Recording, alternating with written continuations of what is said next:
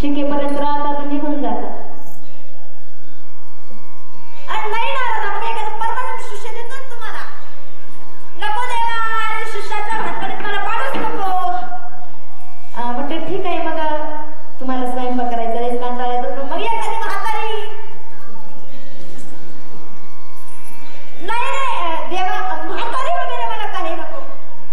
म्हातारी वगैरे मग एखादा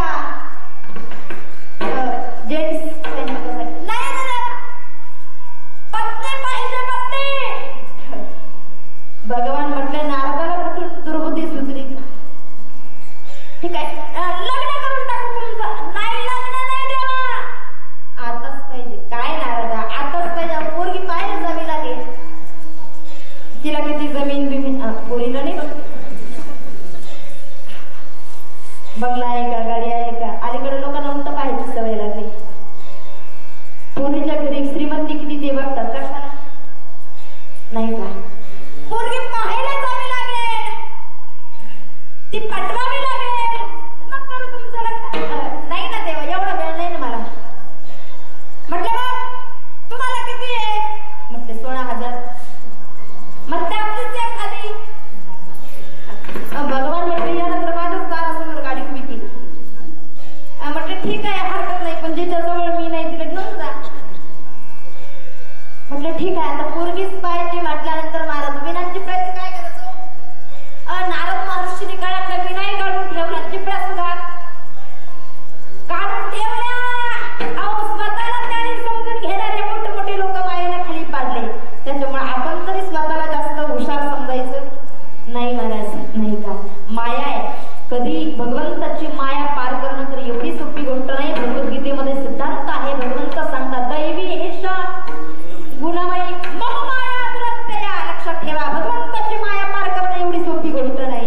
म्हटलं ठीक आहे, जिच्याजवळ मी नाही तिला मात्र तू घेऊन जा नारदा, हरकत नाही. आता नारद महर्षी पोरगी पाहायला निघायचं म्हटल्यानंतर विना चिपळ्या ठेवून दिल्या महाराज.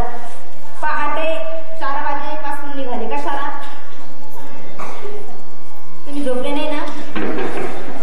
पोरगी पाहायला निघाले. हाताशी झोपलेली जागी होती. पोरगी पाहायला निघाले महाराज. विना चिपळ्या ठेवून दिल्या आणि पहिलीच्या महाराज गेले. हा नेमका जांभळ्या देत होता.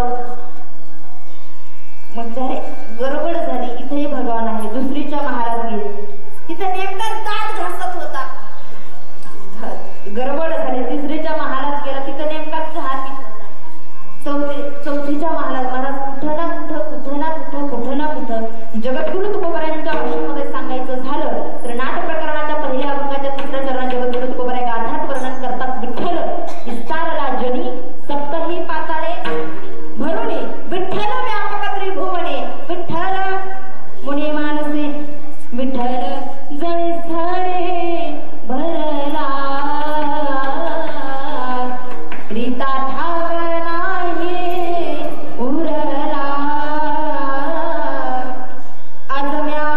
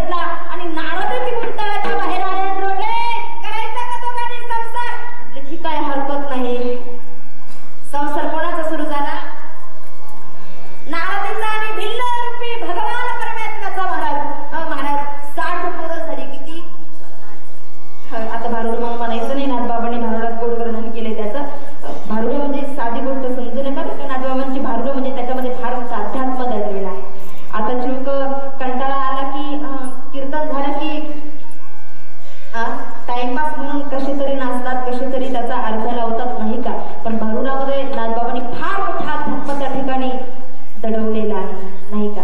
म्हणून ज्याला कळेल त्याला कळेल. भारुड म्हणजे काहीतरी सहज आणि टिंगल टवाळी म्हणून घेत जाऊ नका. इकडे जर कोकणामध्ये कार्यक्रमाला गेलं तर भारुडाची फार छान पद्धत तिकडे आहे. पेठसुरगाणा भागामध्ये, रत्नागिरी भागामध्ये. अर्थात भारुडात त्याचं वर्णन नाथबाबांनी केले. 60 पोरं झाली. आता नारदी वैतागली महाराज जवळ एवढ्या आंघोळी. मला काय म्हणायचं कळतंय तुम्हाला का? फक्तच कळतंय? काही ना कीर्तन कळतं ज्यांना कायम ऐकायची सवय महाराज, त्यांना कीर्तन मनापासून कळतं. ज्यांना कधी मध्ये ऐकायची सवय त्यांना कीर्तन फक्तच कळतं. तुम्हाला नेमकं कोणतं कळतं घरी जाऊन विचार नाही का? दररोज एवढ्यांच्या आंघोळी महाराज, दररोज एवढ्यांना स्नान घालणं, दररोज एवढ्यांना किती जणांना?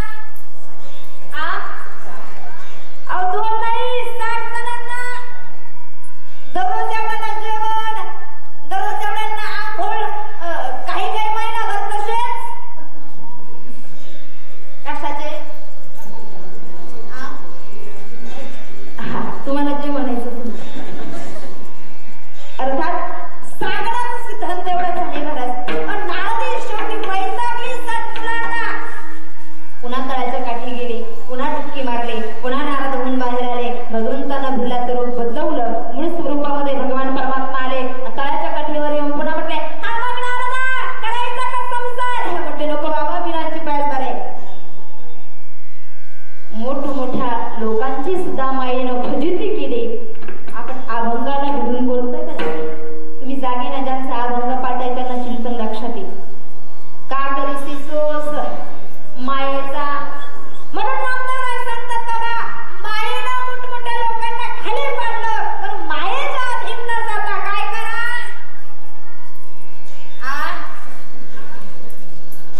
भगवंताचं नामस्मरण करा. तिथं कुठल्याही प्रकारचे कष्ट तुम्हाला घ्यावे लागणार नाही. नवे तुझं सौरस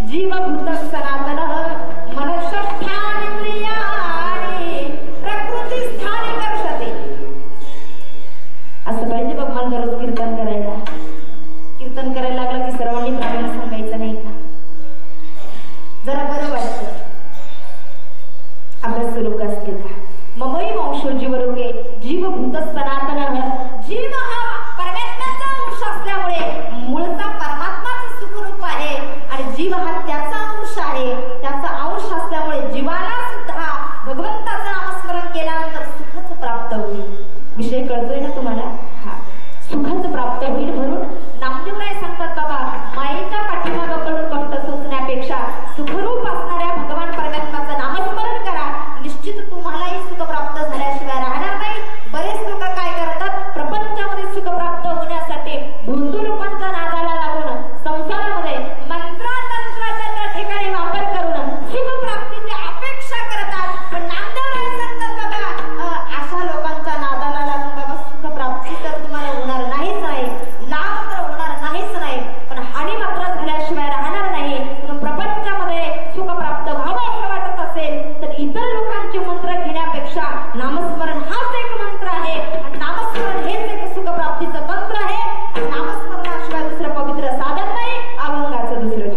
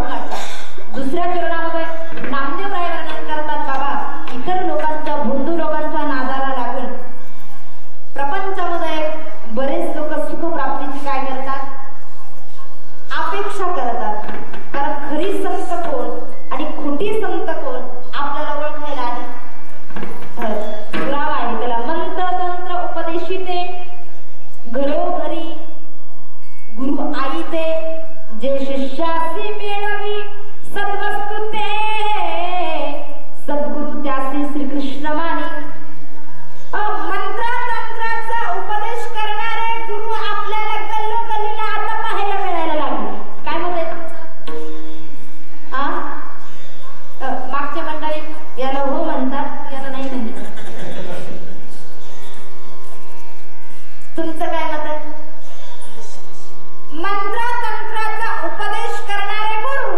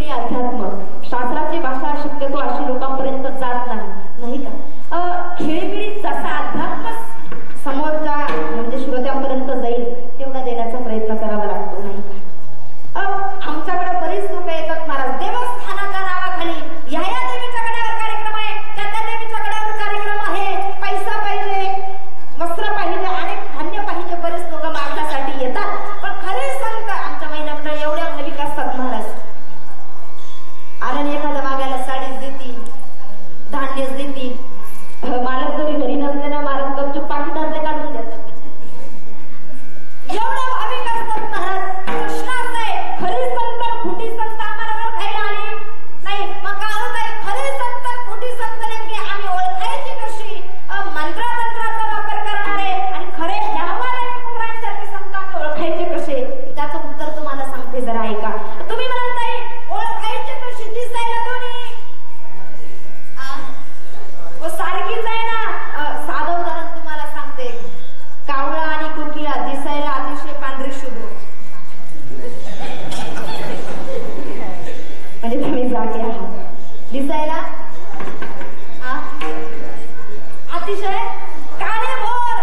पण माझा प्रश्न असा आहे, दिसायला जरी दोन्ही सारखी असली तरी सुद्धा वसंत ऋतूचं ज्यावेळेस आगमन होतं त्यावेळेस कावळा जो आहे तो कुहू कुहू ओरडतो आणि कोकिळा जो आहे तो म्हणजे करंट तुम्हाला लय लवकर पोहोचतो. त्यामुळे मला वाटतं बाळू काका झोपले.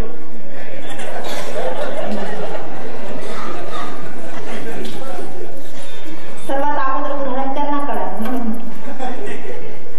कावळा आणि कोकिळा दिसायला दोन्ही सारखीच आहे, पण दिसायला सारखी असते तरी वसंत ऋतूचं आगमन होतं त्यावेळेस कावळा जो आहे तो कावकाव ओरडतो, कोकिळा जो आहे तो कुहू कुहू ओरडतो. कधी?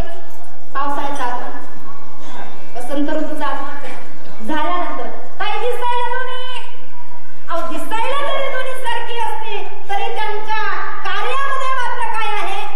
भिन्नता आहे. तशीच महाराज संत आणि असंत दिसायला जरी दोन्ही सारखी असते तरी काहींचं मंत्रतंत्राचं काम असतं, काही खरे साधू असतात, नाही का? ओळख झाली पाहिजे. ही उदाहरण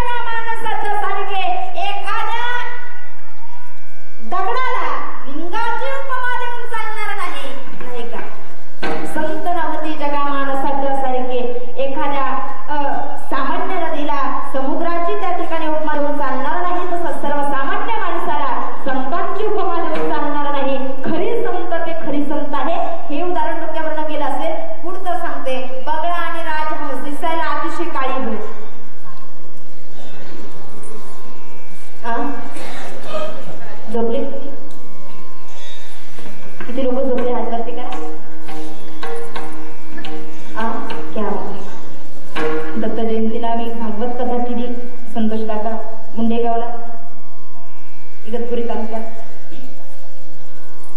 2-4 दिवस पहिल्यांदा किती लोक झोपले हात वरती करा म्हटलं ग 2-4 बायावरतीच हात करायचे. नंतर एवढे तयार झाले ते लोक काही हात वरती करीत. अतिशय गोड वृंदावन सारखी भूमी आहे. सांगायचा सिद्धांत एवढाच आहे, संत नवती जगा माणसाच्या सारीखे. मला सांगायला लागलं तर सांगतच राहा वाटतं, घड्याकडे लक्ष जात नाही, घड्याचं पटापट पुढे जात. संत नवती जगा माणसाच्या सारखे. आता खरी संत कोण आणि खोटी संत कोण आम्हाला ओळखायला आली पाहिजे. म्हणून महाराज सांगतात बाबा, खरी संत कोण आणि मंत्रतंत्राचा उपदेश करणारी संत कोण. तशा संतांचा अर्थात मंत्रतंत्राचा उपदेश करणाऱ्या लोकांना जीवनामध्ये आणण्यापेक्षा नामस्मरण रूपी हाच खरा काय आहे, मंत्र आहे.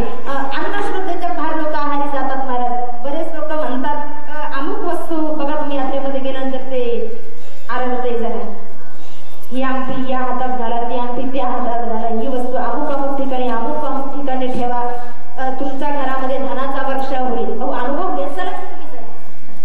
आता तुम्ही झाले 14 वर्षाचे, मी झाले 80 वर्ष, असं वाटतंय मला. महाराज यात्रेमध्ये जर तुम्ही गेला तर बरे ते ऐकायला येतात ना आपल्याला गाड्यामध्ये, अमुक वस्तू अमुक ठिकाणी ठेवा, धनाचा वर्षाव होईल. मी म्हणते त्या लोकांना असं वाटतं जगद्गुरु तुकोबारांचा गाठानच त्यांच्या पुढे ठेवावा. अन्न मान धन हे तो प्रारब्ध आधीनं महाराज अशा कोणत्याही वस्तू कुठे ठेवून जर धनाचा वर्षाव झाला असता तर रात्रंदिवस लोकांना कष्ट करायची गरज पडली नसती. त्यांना जगद्गुरु तुकोबारांचं प्रमाण माहित नसावं. अन्न मान धन बाबा, शेवटी प्रारब्धाशिवाय प्रारब्ध प्लस प्रयत्न. विठ्ठल विठ्ठल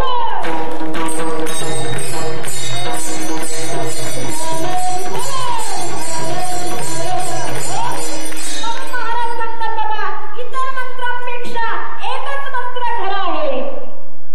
नाममंत्र जप कोटी जाईल पाप, कृष्ण नामी संकल्प धरून येणार आहे. इतर मंत्रांपेक्षा अतिशय साधा सोपा मंत्र त्यानुसार सांगितला, नाममंत्र जप. कशाने? मुखाने. नाममंत्र जप कुटी जाईल पाप. पंचदशीमध्ये विद्यारण्य स्वामींनी फार मोठा दृष्टांत दिलाय, पण आता एवढा सांगायला वेळ हो पुढच्या वेळेस. अतिशय गोड दृष्टांत आहे. कुटी जाईल पाप, नाममंत्र जप. नाही का, कुटी जन्माचं पाप त्या ठिकाणी जातं. हे प्रमाण डोक्यावरून गेलं असेल तर महाराजांनी दुसरं दिलं, नामसंकीर्तन. साधनपरी सोपे जळतील पापे, जन्मांतरीची अनंत जन्माची. नाही का, नामस्मरणाची ताकद आहे. कोणत्या नामस्मरणाची? दुसऱ्या मंत्रतंत्राची नाही हो, नाममंत्र जप. नाही का, म्हणून नामदेवरायांना बोलावं लागलं, नामाचे जी मंत्र, नामाचे जी तंत्र. आता नाममंत्र जप कुठे जायला पाप, पापावरती फार बोलण्यासारखं आहे, पण घड्याळ पुढं चाललं त्याला काही नाविलास, विलास नाही, नाविलास आहे. खूप बोलण्यासारखं आहे पण वेळ नाही. अर्थात नामस्मरण रूपी मंत्र जपा. महाराज सांगतात जीवनामध्ये प्रपंचामध्ये सुख प्राप्त हवं असेल तर काय करा, नामाचे जी मंत्र, नामाचे जी तंत्र. नामाविना पवित्र न होसी देखा. नामाशिवाय या पृथ्वी तलावरती दुसरं पवित्र साधन जगाच्या पाठीवर कोणतंच. तुम्ही म्हणा याला आहे काही पुरावा? आहे. भगवद्गीतेच्या शेवटी विष्णू सहस्रनाम आहे. विष्णू सहस्रनामामध्ये वर्णन केलं भगवंताने, पवित्राणां पवित्रं यो मंगलानां च मंगलम, दैवतं दैवतानां च भूतानां यो व्याप्तिता. इतकं पवित्र आहे म्हटले. काय? भगवंताचं नामस्मरण एवढं पवित्र आहे की त्याच्यासारखं पवित्र साधन या जगाच्या पाठीवर दुसरं कोणतंच नाही. म्हणून नामदेवरायांना वर्णन करावं लागलं, नामाचे जी मंत्र, नामाचे जी तंत्र, नामाविना पवित्र न होसी देखा. एवढंच नाही हो, एवढं नाम श्रेष्ठ आहे. किती श्रेष्ठ आहे वर्णन केलं नामदेवरायांनी. तीही लोकी नाही. नामे विन सर्वथा अच्युत म्हणता पुण्यकोटी. तिन्ही लोकांमध्ये तिसऱ्या चरणात तुम्ही म्हणाल ताई लई मोठा अन्याय केला, तिसरं चरण तुम्ही सरळ घेऊन टाका, नाविलाज आहे. नाही का, तीही लोकी नाही. नामे विन सर्वथा अच्युत म्हणता पुण्यकोटी. तिन्ही लोकांमध्ये नामाशिवाय दुसरं सर्व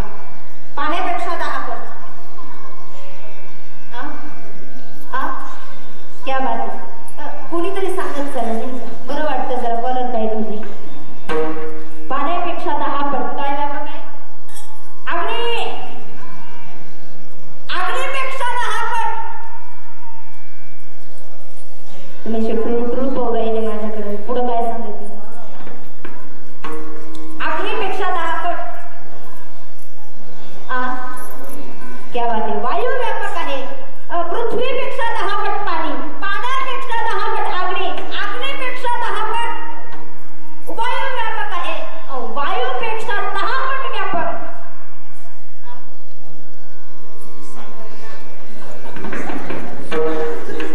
आकाश व्यापक आहे.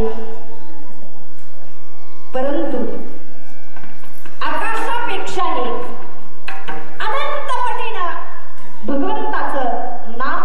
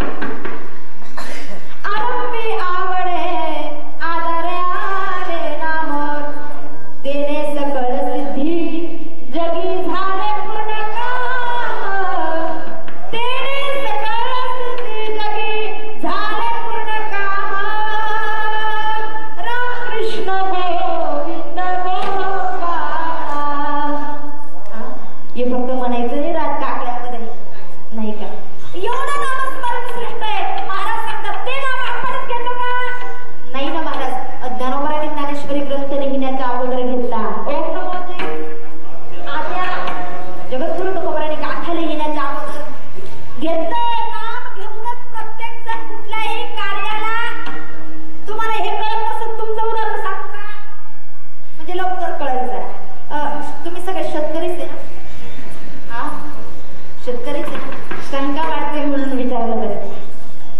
शेतकरीच आहे ना? शेतकरी माणूस सुद्धा काय करतो माहित आहे का? पेरणी करण्याच्या अगोदर साड्यावर मूठ ठेवल्याबरोबर काय म्हणतो? डोक्यात टोपी घालून, तसं आता काही कोणी घालत नाही, डोक्यात टोपी घातल्याबरोबर हे गणराज गणपती कामलामध्ये हा सुतापती दुश्मनाच्या डोळ्यात, मी काही म्हणत नाही, तुम्हीच म्हणा. दुश्मनाच्या डोळ्यात जाऊ दे. हे गणराज गणपती एवढाच महत्वाचा मुद्दा आहे. शेतकरी लोक सुद्धा सुरुवात करण्या अगोदर, पेरणीला सुरुवात करायच्या अगोदर काय करतो? नाम घेऊनच सुरुवात करतो. चला पुढे. प्रत्येक गोष्टीचा पुरावा आपल्याला बघायचा आहे. ब्राह्मण देवता सुद्धा लग्न लावत असताना प्रथमतः नाम घेऊनच सुरुवात करतात.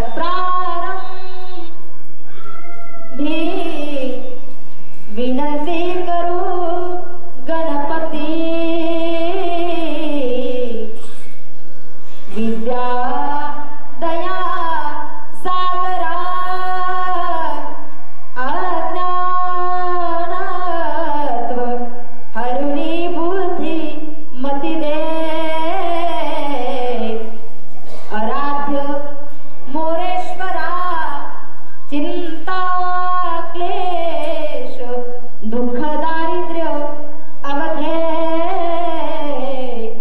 देशांतरा पाठवी हे रंभा, गणनायकम. तुम्ही तांदूळ नका भिजवत. तांदूळ म्हणजे सांगायचं संबंध एवढाच आहे की श्रीमद भागवत कथेमध्ये आम्ही कन्हैयाचा आणि रुक्मिणीचा विवाह करत असतो. तिथं ठीक आहे, ते भागवत आहे, हे कीर्तन आहे, तर काय कृष्ण कन्हैयाचा रुक्मिणीचा विवाह नाही. आणि मंगलाष्टकही मी कथेमध्ये म्हणजे कीर्तनात, पण मला या ठिकाणी सिद्धांत पटवायचा आहे.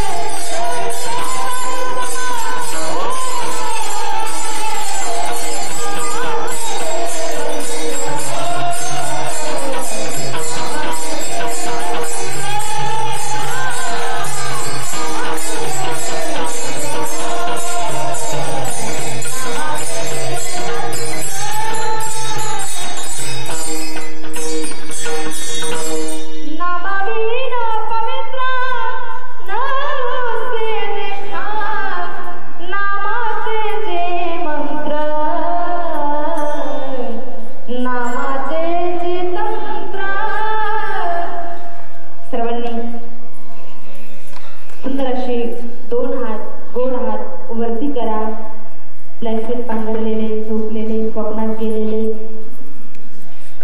जागे असलेले, कांद्याला पाणी भरायला गेलेले मनानं सर्वांनी वरती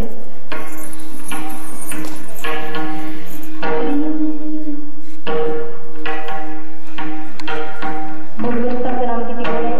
गोड तुझे रूप, गोड तुझे हातवरतीच राहू द्या. अमृतावरी गोड, अजून किती गोड आहे हातवरतीच राहू द्या. जिवे गोडती अमृत दयाच, अजून किती गोड आहे. पवित्राणां पवित्रं यो दैवतं दैवतानांच, हातवरतीच राहू द्या. अजून किती गोड आहे.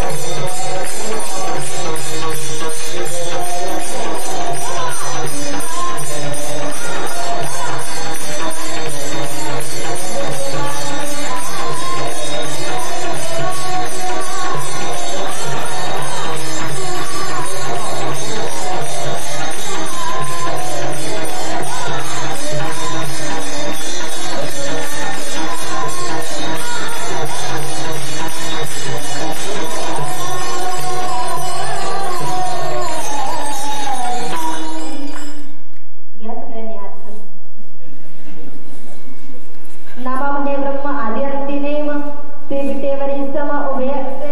समजेलाय अभंगाच्या शेवटच्या चरणात बोलतात बाबा, ज्या पांडुरंग परमेश्वराचं नामस्मरण आपण करतो तो पांडुरंग परमात्मा विटेवर अशा प्रकारचा सम उभा आहे. सम कसा, विटेवरी ज्यांची पाऊले समान, तोची एकदा शिवराता किंवा समचरण सरोजम सांद्रणीला मुदा जगननी हितपाणी मंडनम मंडनानं करुण तुलसी माला कंधरम कंचनेत्रम सदैत अवलहासम विठ्ठलम चिंतयामि असू यथामती आता अवकाश. झालेली सेवा माऊलींच्या नाथबाबांच्या जगद्गुरु श्री संत तुकोबरायांच्या चरणी, शांती ब्रह्म श्री एकनाथ बाबांच्या चरणी, सद्गुरु जो महाराजांच्या चरणी या ठिकाणी समर्पित करते. तपोभूमी असलेलं गाव श्री क्षेत्र अंतर्सिद्ध राष्ट्रसंत सद्गुरु जनार्दन स्वामींच्या चरणी या ठिकाणी समर्पित करते. नागेश्वर भगवंताच्या चरणी या ठिकाणी समर्पित करते. विश्वगुरु निवृत्तीनाथ दादांच्या चरणी या ठिकाणी समर्पित करते. आज निवृत्तीनाथ दादांचा समाधी सोहळा आहे. खरं तर एकादशी निमित्तानं बरेच लोक या ठिकाणी बोलून गेले असतील. तोच विषय सांगण्यापेक्षा आज मी बोलणार होते निवृत्तीनाथ दादावरती, पण अभंगातच एवढं मन रममान होऊन गेलं की असं वाटतं महाराज किती बोलत राहावं, पण ठीक आहे, वेळेची मर्यादा आहे नाही का. वेळेच्या पुढे गेल्यानंतरही लोक किती सांगितलं याच्याकडे लक्ष नाही देत. जे रात्रीचे कीर्तनाला ना आलेले लोक विचारतात आलेल्या, मग कसं झालं रात्रीचं कीर्तन, राईट. 11ला जर संपला असं ना ते म्हणतं फार सुंदर गोड कीर्तन झालं. 11च्या पुढे जर गेलं ना सागर महाराज जर विचारलं ना दुसऱ्या कीर्तन न आलेल्या लोकांनी जर विचारलं ना आलेल्यांना कसं झालं मग रात्रीचं कीर्तन, 5 मिनिटं पुढे जाऊ दे, ते म्हणतं बरं झालं. आणि 10-15 मिनिटं जर पुढे गेलं ना फक्त विचार द्या महाराज, आपण घसा तुडू जरी सांगितलं ना विचार सागर सांग, ज्ञानेश्वरी सांग, गाथा सांग, अख्खे ग्रंथ जरी म्हणून सांगितले ना तरी न येणारे गोधडी झोपणारे विचारतात, ब्लँकेट मध्ये झोपलेले विचारतात कसं झालं मग रात्रीचं कीर्तन. 10-15 मिनिटं जर पुढे झालं तरी हे म्हणतं रात्रीच्या बाईला कीर्तनच जमलं नाही. जमली नाही का.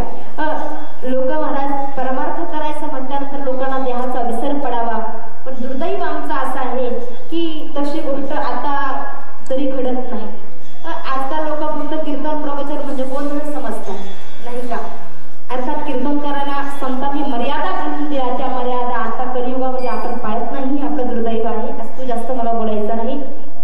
अतिशय गोड भूमी या ठिकाणी आहे. तुम्हाला द्यावे तेवढे धन्यवाद कमी, एवढीच प्रार्थना या ठिकाणी करते. जनार्दन स्वामींच्या चरणी, नागेश्वर भगवंताच्या चरणी एवढीच त्या ठिकाणी इच्छा व्यक्त करते की भगवान हे कार्य असंच पुढे चालू दे. त्याचं कारण असं आहे, तुम्ही एवढे भाग्यवान आहात की असं एकही गाव 8-9 वर्षापासून मी कीर्तन करते. आता सेकंड इयरला आता 14वीत आहे, 6वी 5वी 6वी पासून कीर्तन करते. पण असं एकही गाव मी बघितलं नाही अजून की ज्या ठिकाणी हरिपाठावरती कीर्तन चालू आहे. आपली मनच भाग्याची गोष्ट, तुम्ही फार भाग्यवान आहात. मला तर असं वाटतं गावची एखादी यात्रा असल्यानंतर तुम्हाला एवढा आनंद होत नसेल. एकादशी आल्यानंतर तुम्ही प्रत्येक जण जो कायमचा साधक आहे, श्रवण करणारा, त्याची तरी घरी तरी कुजबुज होत असेल. आज म्हणतात असेल का? कमीत कमी अभंग तरी तुम्ही त्या ठिकाणी धुंडाळत असाल. म्हणून मला तरी वाटतं ही कृपा सर्व वैकुंठवासी नाव काय, हा सुभाष गुरु आपल्यातून पाठक ते आपल्यातून निघून गेले. जगाच्या कल्याणा संतांच्या विभूती, देह कष्टगती परोपकारी. विभूती या शब्दाचा अर्थ आहे अवतार. विचार सागर ग्रंथाच्या सिद्धांतानुसार बरेच लोक आपल्यातून निघून जातात पण ते जगाला काहीतरी देऊन जातात. पण एकच विनंती एवढी आहे की खऱ्या संतांचं महत्व आहे तोपर्यंत कळवून घ्या. बऱ्याच लोकांना मी सुरुवातीला बोलले, ज्याच्या गावाला गंगा त्याच्या गुडघ्याला सांग. अशी गोष्ट बऱ्याच ठिकाणी घडते. घडतं महाराजाचं. जिथं आहे, ज्या लोकांजवळ आहे त्यांच्याजवळ घेण्याचा प्रयत्न करा, जीवनाचा उद्धार करून घ्या. कारण गेल्यानंतर माणसाला महत्व कळत असतं. म्हणून सुभाष गुरूंची या ठिकाणी बरंच सहकार्य त्यांचं आहे.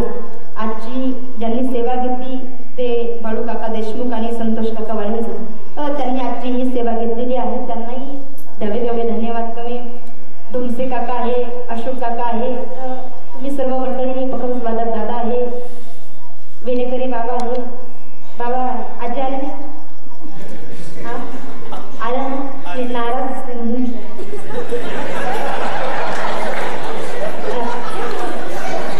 बाबांचं या ठिकाणी मनपूर्वक धन्यवाद देते. बाबांना तो विनोदाचा भाग सोडून द्या.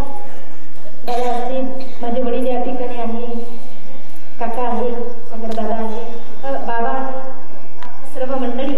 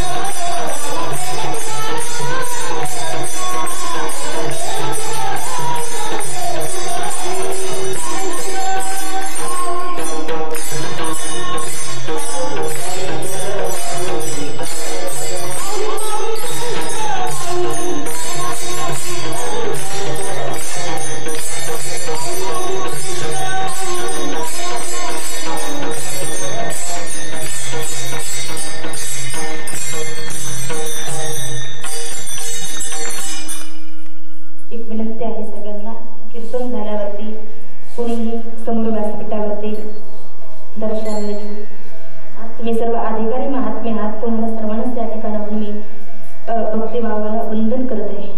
हरी जय विठ्ठल जय हरी विठ्ठल जय विठ्ठल जय हरी